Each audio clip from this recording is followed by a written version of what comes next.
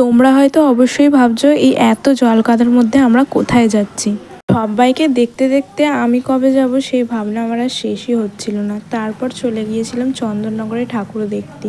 আর এই সব লাইটিং দেখতে আমার তো খুবই ভালো লাগে, কারণ এটা শুধুমাত্র চন্দননগরেই হয়।